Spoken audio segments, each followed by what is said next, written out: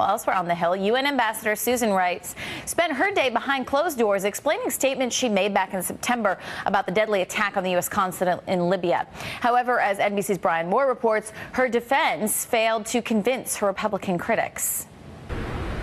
Embattled UN Ambassador Susan Rice went to Capitol Hill to explain what she knew and now knows about the deadly attack on the U.S. consulate in Libya.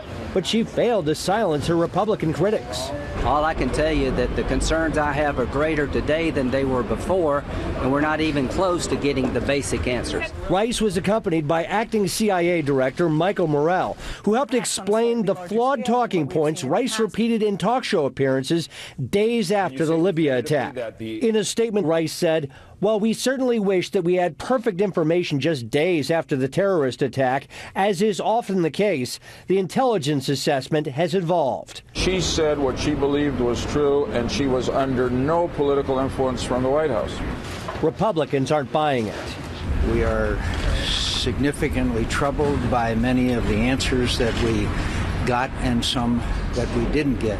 Rice is also defending her own potential nomination as Secretary of State.